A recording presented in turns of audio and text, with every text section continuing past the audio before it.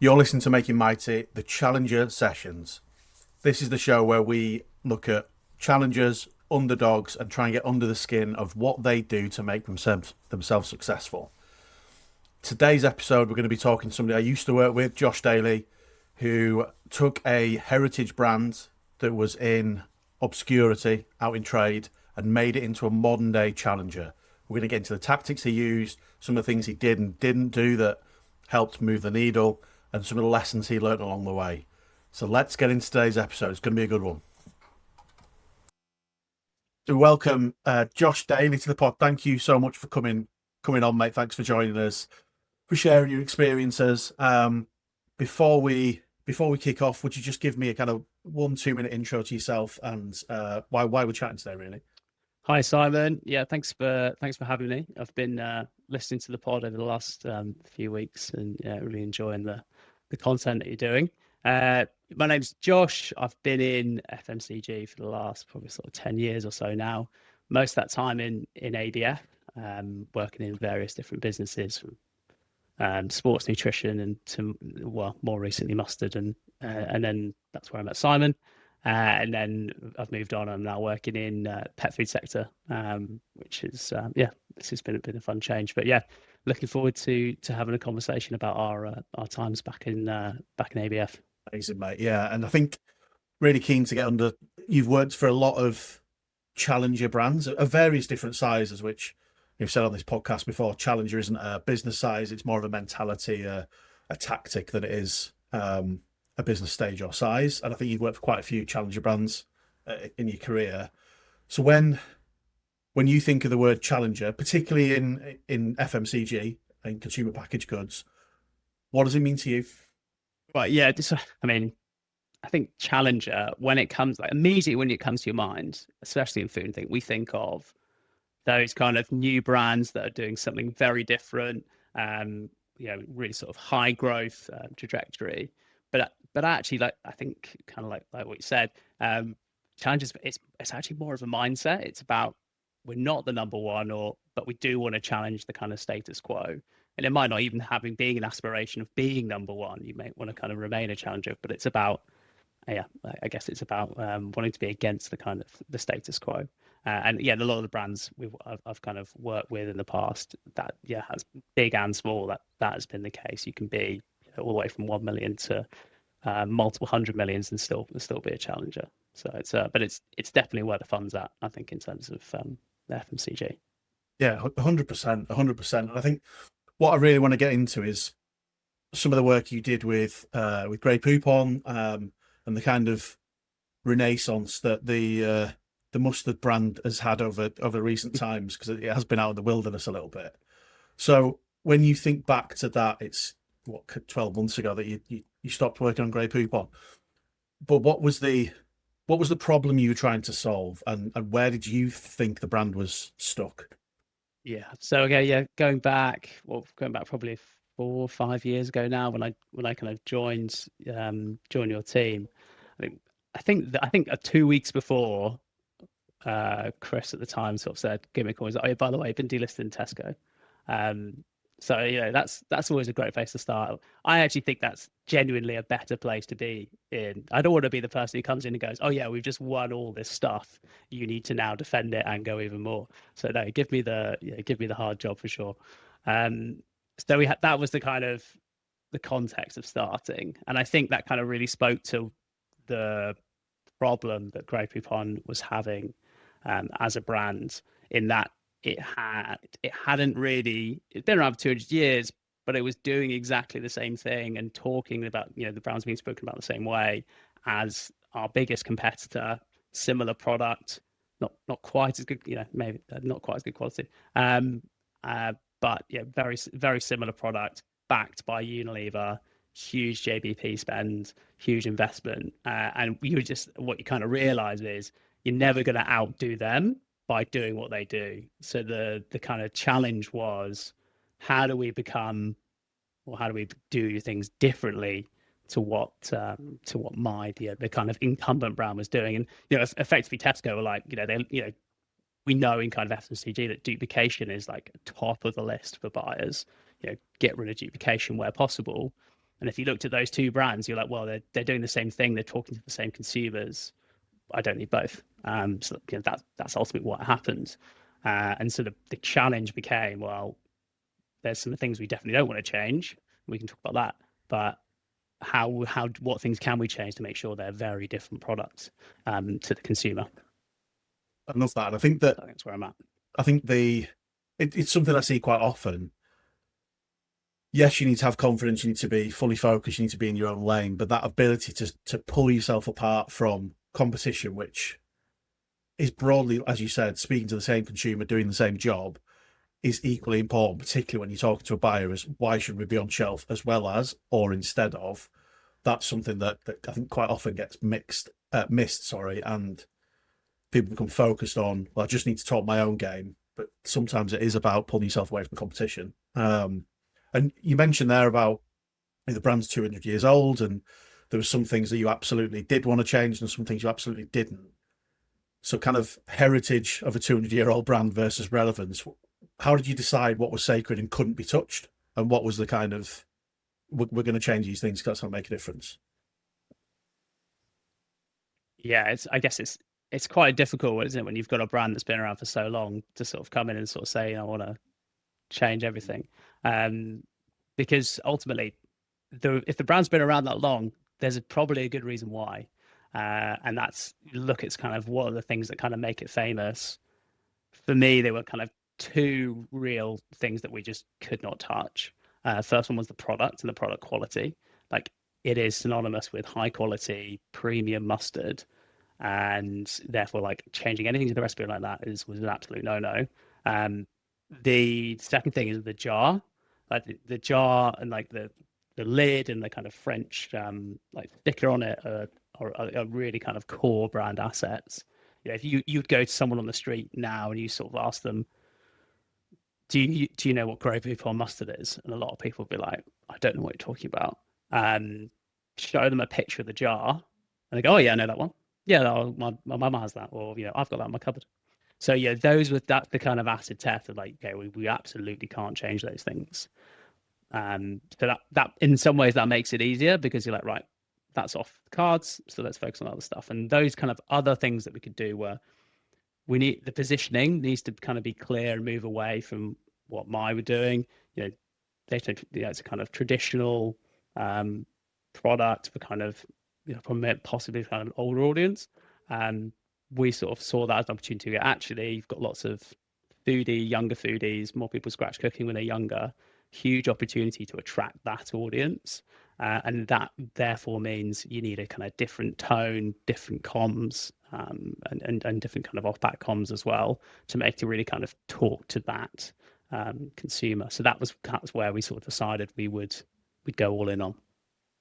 Nice. And did you do anything to test any of those? So you said about going out into the street and asking people. Did you do anything specific to test which attributes were negotiable and which were non-negotiable? Was there any kind of data points you took from that? Hard to say, like, did I go out and do a survey? Yeah, it was definitely a lot more getting a kind of feel for things. I think one of the first things we did when I joined the role was just signed up to a couple of farmers markets, like in the Cotswolds, or a couple of like food festivals. Yeah, really kind of small events, but great, very cheap, quick opportunity to go and speak to people that buy your product. So I just rock up, jars of mustard. Here's a stand, and people come along and you have a conversation with people, and you start to understand, why do you pick that up? Why do you get this one versus the own label? And some of those things really start to come out. So it doesn't need to be really complicated. I think one of the farmers markets I sold about 5 jars. It was a rainy day in some tiny little village, but actually I got some of the best insights just from conversations with people in that time. So those are kind of great opportunities to do that. And I think thinking about some of the tactics then, because obviously you made some of the changes, you took some of the difficult decisions, and performance started to improve. So what were maybe give us 3 tactics that made the biggest difference the fastest? What were the needle movers when you started to implement them? Yeah, and I think with all these tactics, like this, like you say, we started to see performance improve, and we started getting distribution wins. But yeah, this wasn't like an overnight thing. As always with these things, it takes time. You've got to wait for those range review windows, and all that kind of forward planning. It does take time. But I think one of the first things we did was this kind of mustard revolution, we call it, campaign, which was around how do we kind of take the inspiration of the French Revolution and apply that to what we're trying to do with the brands, where we're against the establishment or the established mustard. And actually, at the time, we were sort of brainstorming this, and we saw some students, I think it was the National University of Art, had submitted for a competition. They'd come up with this very similar concept, and loads of visuals, and we were actually like, this is great. So we reached out to them and sort of said, actually, we'd love to use some of this work and actually hire you to kind of develop it a little bit further. And they were obviously delighted to make some beer money and to help us out in that way. So, and actually get to work on a real brand out there. So that was a really, really useful. I mean, I guess maybe it's luck. Maybe it's you make your own luck a little bit, but it was that was a really useful start. So we kind of, rather than going out to an agency and getting loads of kind of creative done, and you go through that whole process, we had a kind of pretty much 80% there artwork like ready to go, and we just started using some of that with our kind of social media comms, off-pack comms. So that was kind of one that was a really kind of quick way to start talking about the brand in a different way and showing up in a different way. The next thing was, I think, finding the right partners. So and content creators, like, it would be very easy sometimes you just go for like the big reach creators, right? Because that's going to get me so much audience. But actually finding creators that are more relevant to your brand and more relevant to your audience will actually probably have a higher ROI, because those people are more engaged and they're probably more likely to use your product. So finding people, like we work with George Egg, who's a kind of great example, kind of food comedian, great fit for the brand in that terms of like playful character, and did really well for us. And it was just kind of holding on to those. And then one of the ones I was going to say, is we did merch. So we made some T-shirts, which was a bit of a gamble. I think you were a bit skeptical at the time. I was a bit like, I don't know if this is going to work. Found a great designer on Everpress. He kind of recreated this T-shirt design for us, and they did really well. Like we were selling them on the website. We had people approaching us. We had like food places going, "Oh, can we do a partnership with you? We'd love to get hold of the T-shirts." And it just became a way for the brand to kind of get out into the world other than on the shelf, which is not many brands can kind of do that effectively. I mean, I think I was even at Glastonbury this year, and I saw like 2 or 3 people wearing that T-shirt that I'd never met before, which was quite a nice moment. But yeah, those kind of, maybe like that last one, the merch was a bit gimmicky, but I think it worked really well. So you just got to kind of take it. I think, and if I have one more, yeah, I'll have one more. It's we did actually use North Star data, and I was a bit apprehensive about using data, because you think, oh, is that what the big boys do? They just spend loads of money on data. And actually North Star, I mean, it's gonna be a bit of a plug for them, but kind of make it really accessible for kind of challenge brands. So it's really specific for what you need. It's not all the other stuff, and you're not paying for all the other stuff. You're just paying for what you need. And actually, when you do come to those buyer conversations, having data that backs up what you're saying is, well, it really helps your argument. It's really convincing. I think it demonstrates as a brand, as a business, that you're going to support this product or this brand when it gets on shelf as well. And I think that, so that'll be mine. The data point in particular, we disagreed on, but actually some of the data points you've used, so going out to the farmers market in the rain and getting real consumer feedback, using data points from North Star in a very pointed, as cost effective as possible way to win. I mean, that was a Sainsbury's listing, wasn't it? So they were potentially big business tactics, but used in a challenger way, which we can't get away from the fact that if they're a big business tactic, they're probably well thought through, well founded, but it's how do you concentrate that down into what are the things I need? How can I do that as cheap as possible to make it as effective as possible? So I think it's an important point to say it's easy to reject data and say, well, I'm a small brand, so therefore I don't use it. If it's done in the right way, the ROI is definitely there. And Huge. North Star's a really good example of that. And thinking about kind of outsized effects, quite often some of the small things that you maybe don't think are going to be the game changer at the time can have a big impact. Is there looking back one small change that you made that had a really outsized impact? I guess as always, these things, it's hard to kind of put it on one. I think one internal kind of tool that we use to help with decision making that ultimately led to us kind of making a lot of those decisions was kind of asking the question of anything we did around like, is this anti-my, as we would say, so like anti the competitor, because that really helps you sort of cement, if this is an activity we're going to do and it's not, but it's the same as what they would do, well then why are we doing it? So it just held us kind of, yeah, have a kind of direction in terms of what things we should be doing. But yeah, I think that, and then it's there really is.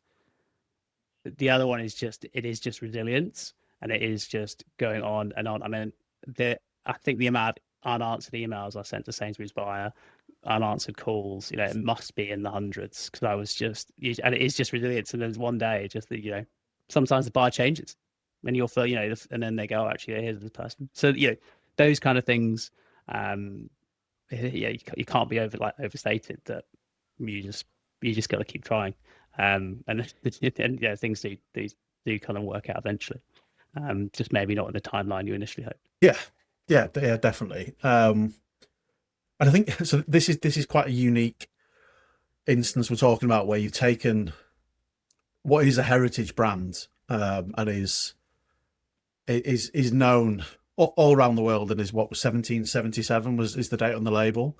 So to take that old heritage, a lot of the brand assets that come with that aren't in today's world, what did you do to make the heritage brand behave like a challenger in today's market? What were the kind of intentional tactics around that? So I think you look back at the brand, it's got a lot of kind of fun, playful elements to it. Go on YouTube, Grey Poupon adverts. There's some great entertainment sort of seeing some of that elements.